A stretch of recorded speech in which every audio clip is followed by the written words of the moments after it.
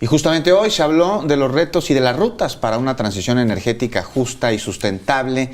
Esto en un webinar convocado por el CONACYT, en el que se planteó que es impostergable un replanteamiento en la relación con los recursos naturales, y de ahí la necesidad de un desacoplamiento entre el crecimiento económico y el uso de estos recursos. Pero, ¿qué tanto es esto posible? Hay que considerar que históricamente el crecimiento del Producto Interno Bruto va de la mano siempre de una huella ambiental.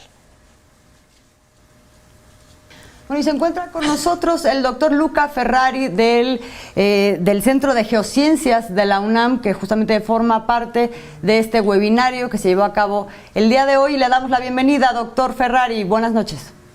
Buenas noches, mucho gusto estar con su audiencia.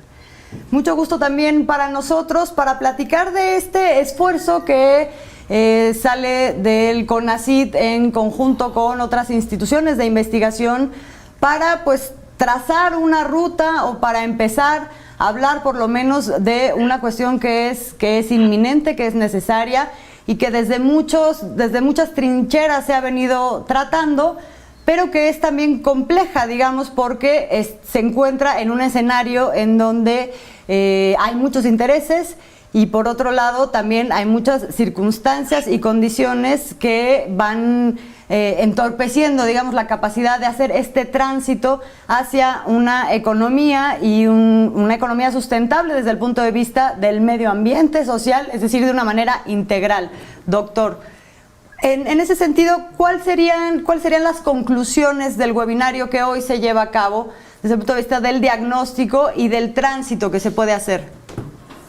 Bueno, lo que hemos presentado hoy son dos expertos internacionales, y también a mí me tocó presentar una presentación de México, donde planteamos un panorama de las crisis energéticas y ambiental que estamos enfrentando como planeta y que indican que no podemos seguir creciendo.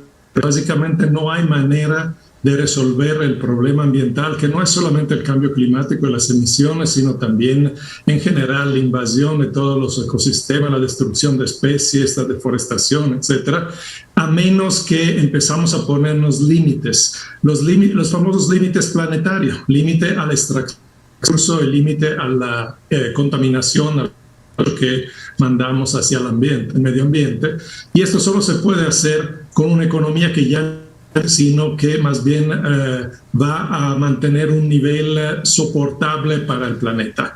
El crecimiento exponencial que plantea cualquier economista en un planeta finito. Podemos seguir creciendo al infinito y los daños los estamos viendo todo el tiempo, y además no vamos a tener más energía suficiente para crecer. Esa es un poco la conclusión. Doctor, ¿pero será posible separar el crecimiento económico de la utilización, del uso de los recursos naturales? Esa es una de las grandes preguntas que se hacen.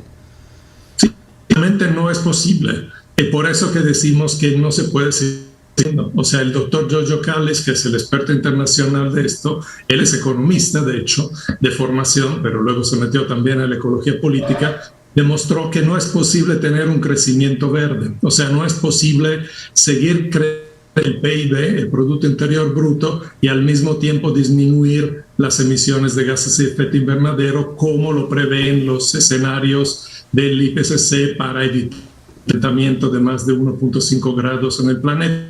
Entonces, si no es posible esto, que tenemos que dejar de pensar en el crecimiento. También tenemos que dejar de pensar en medir el progreso con el PIB, con el crecimiento de la economía. Eso solamente mide las transacciones, que no mide el bienestar de la gente. Necesitan otro tipo de indicadores que no sean necesariamente el Producto Interno Bruto para medir el progreso social. ¿En qué sí tendríamos que estar pensando entonces en términos concretos, desde el punto de vista de los sistemas económicos y desde el punto de vista entonces, como consecuencia de eso, del uso de los recursos naturales? Tendríamos que estar dentro de los límites planetarios, como les decía. Tendríamos que reducir, por ejemplo, de manera muy importante el comercio internacional. Tendríamos que llegar a economías que son mucho donde se produce y se consume tendríamos que tener ciudades mucho más pequeñas donde no sea necesario moverse tanto, o si se tiene que moverse, se puede mover con transporte público, con bicicleta, caminando, etcétera. Se tendría que dejar de utilizar la agricultura industrial, o sea, la agricultura industria funciona con derivado del petróleo, pesticidas, fertilizantes, maquinaria agrícola, etcétera. Si queremos dejar el petróleo, también tenemos que dejar ese tipo de producción de comida muy intensiva en energía y muy contaminante a favor de una agricultura más ecológica que existe ya en muchas partes del mundo. De hecho, la mayor parte del planeta come a través de la agroecología, pero pues todas las inversiones van hacia el sistema industrial.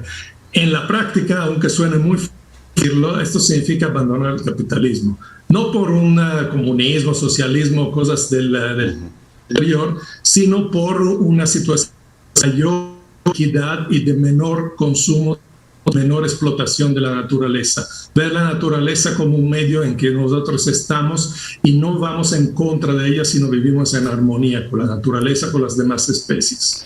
Doctor, se nos acaba casi el tiempo, pero no quiero dejar de preguntarle sobre a dónde se dirigen muchos esfuerzos o muchos discursos, por lo menos, que es a las llamadas energías renovables. ¿Qué tan renovables son estas? Mire, la fuente es renovable en el sentido que el flujo solar, por ejemplo, siempre está ahí. La infraestructura con que nosotros aprovechamos las energías renovables no es renovable. Se basa intensamente en el uso de derivados del petróleo. El acero se hace con carbón, todos los materiales críticos, los elementos críticos que se usan en la electrónica, en los aerogeneradores, en los paneles solares, se hacen con minería a cielo abierto, que se hace con diésel. Ese es el gran problema de las renovables, que no son totalmente limpias. Evidentemente tienen menor impacto que los combustibles fósiles, pero sí tienen un impacto. Además, es prácticamente imposible construir las infraestructuras de las renovables modernas sin los combustibles fósiles, particularmente el petróleo. Entonces estamos en un problema bastante serio. Las renovables son importantes, por supuesto, pero tenemos que verla en una óptica de decrecimiento de los consumos. No veo otra alternativa. Pues ahí está, más claro, ni el agua no es que las energías se adapten a este mismo sistema económico, sino más bien hay que cambiar el sistema económico. Ese sería el gran mensaje de este seminario, webinario que llevaron hoy a cabo, y que bueno, estaremos viendo qué frutos luego tiene en seguimiento a esto que se ha dado hoy. Muchísimas gracias, doctor Luca Ferrari, por estar con nosotros esta noche. Muchas gracias a ustedes. Un gusto.